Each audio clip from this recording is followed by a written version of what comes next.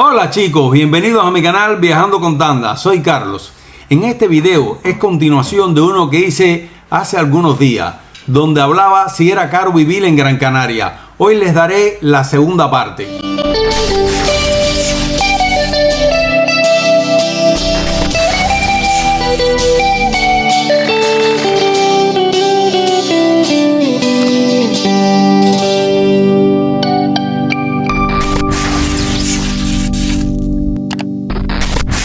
Pero quiero explicarle algunos de los detalles del por qué en esta isla no resulta caro vivir. Le daré muchos consejos, los cuales son imputables a muchos lugares del mundo. Al final del video les daré un resumen de los ingresos y gastos de un ejemplo práctico. Vamos a empezar por los ingresos, donde aquí el salario mínimo es de 950 euros como promedio. Y si hablamos de los gastos, siempre existen gastos fijos y gastos variables. En una palabra, los gastos fijos son los que tienen todos los meses y muy poco podemos modificar o influir sobre ellos. En el caso de los gastos variables es donde más tú puedes incidir. Por ejemplo, la comida, el combustible del coche y otros gastos como el agua, electricidad, entre otros. Que si te quedas hasta el final del video podrás aprender mucho. Si no te has suscrito, hazlo y activa la campanita para que te avise de los próximos videos. Hay veces pensamos que hay que ser economista para poder llevar correctamente la economía de un hogar, y no es así. Tan solo tienes que saber algunos detalles imprescindibles, los cuales te mostraré a continuación. Cuando hablamos de ingreso, creo que queda claro que es el salario que percibimos todos los meses. Pero ya cuando hablamos de gasto, hay que hacer un desglose de los mismos, el cual te doy una idea del promedio de gasto que puede tener una familia cualquiera. Empezaremos por los gastos fijos. Ten en cuenta que el gasto mayor que puede tener en un mes siempre será el de un alquiler o el de una hipoteca. Los alquileres los puedes encontrar a partir de 300 euros hasta 800 o más. Pero el ejercicio que haremos hoy, buscaremos una media de 450 euros.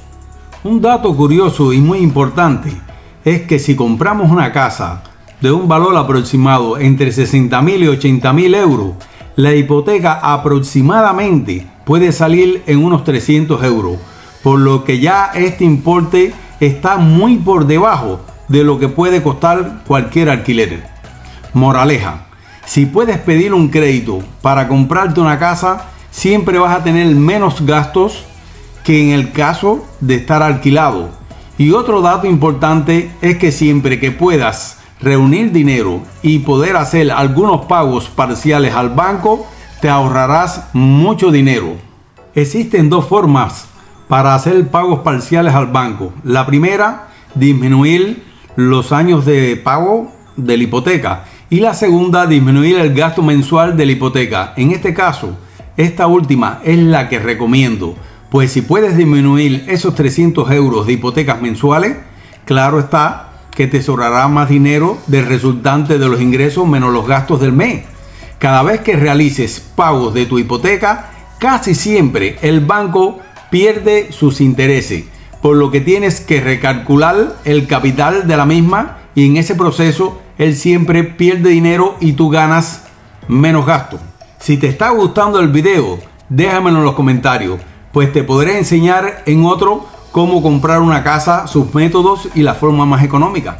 Todos conocemos que en el caso de la electricidad hay unos gastos que te pone la compañía, los cuales no podemos hacer nada con ellos, pero hay un pequeño por ciento en el cual podemos incidir, y para eso podemos usar muchas cosas, consejos que te daré a continuación. Algunas compañías nos dan tarifas las cuales se pueden sacar mucha ventaja.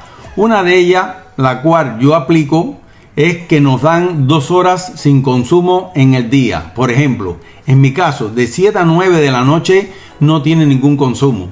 Esto me sirve para poder sacarle el mayor provecho a esas 2 horas, donde puedo encender la vitro y la mayor cantidad de comida cocinarla en ese tiempo. Por otra parte, uno de los mayores consumidores de una casa es el termo eléctrico, el que calienta el agua del baño.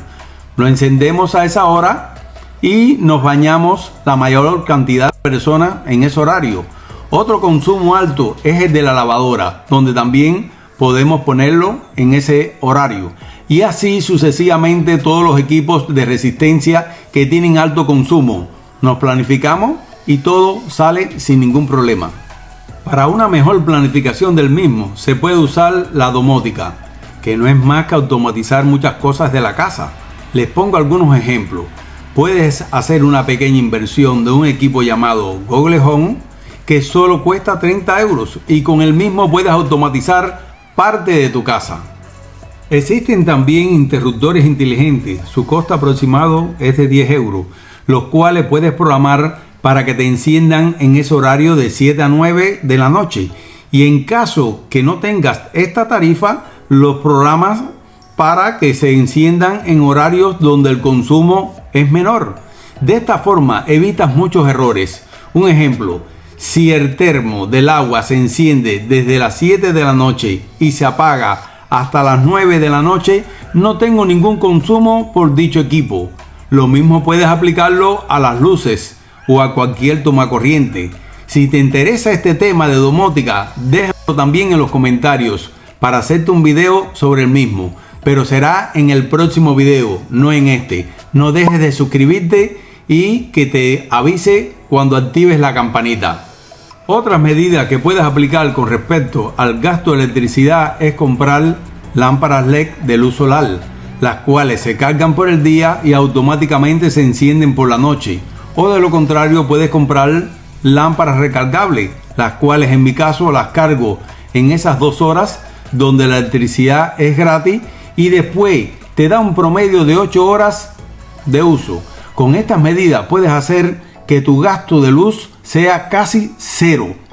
Hay otro gasto que es el referido al agua, que en mi caso promedia entre 10 y 15 euros mensuales. Aquí también se pueden tomar medidas, pero depende de la acción de cada cual. Otro gasto fijo importante es el referido a los móviles y el internet, que en este caso tienes que buscar y hacer un estudio de mercado y encontrar la tarifa más adecuada. En mi caso, para 4 móviles con llamadas ilimitadas y 300 megas de fibra óptica, solo pago 45 euros mensuales. Les repito, es buscar la oferta más económica y que dé un servicio de calidad. Pueden haber otros gastos fijos que no son representativos. Ahora hablaremos de los gastos variables, donde podemos incidir con más facilidad. Tema de comida. Es algo bastante complicado, pero les enseñaré fórmulas las cuales me permiten a mí no gastar más de 250 euros al mes. Lo primero es hacer una lista de compra, estrictamente cumplir con ella para no tener que gastar por encima de lo que no está puesto en la misma. En segundo lugar, ¿por qué no ver las compras de los alimentos como un paseo? En mi caso hice un estudio producto por producto dónde comprarlo, donde fuera mejor el precio y una calidad aceptable. Y claro está, mis compras las hago en 3 lugares diferentes. No debes de prestarle mucha atención a las palabras esas que salen de oferta, descuento y a los productos que te ponen a golpe de vista. Incluso a la hora de pagar en la caja ponen varios productos para que mientras tú estás esperando, pues te surge siempre alguna necesidad. Es tratar de no irte de lo que tienes planificado para tus compras. Otro gasto variable es el combustible. En este caso tienes que valorar de acuerdo a donde vives si puedes prescindir de un auto, ya que el mismo te genera gastos de mantenimiento, piezas, combustible, seguro y otros. El combustible a gastar también está en dependencia de la distancia a recorrer en el mes. En mi caso, mi trabajo más o menos no es tan lejos. Dispongo de un gasto mensual de 100 euros.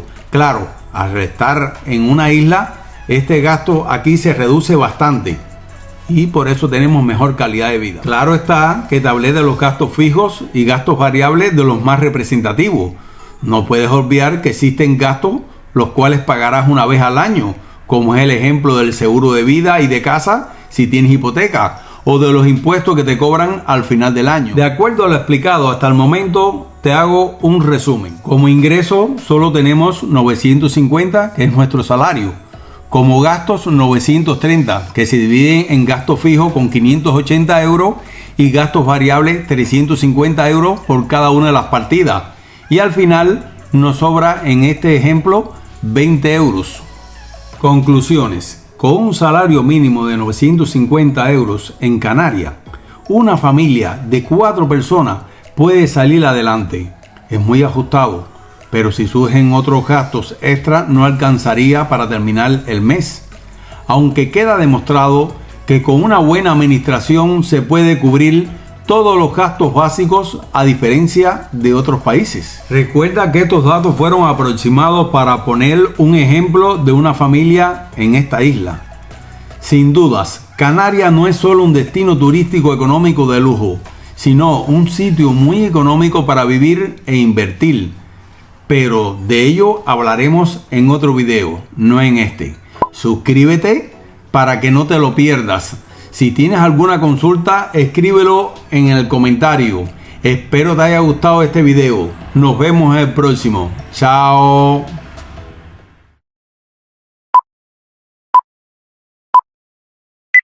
Hola chicos, bienvenidos a mi canal Viajando con Tanda. Soy Carlos y en una ocasión se me olvidó todo.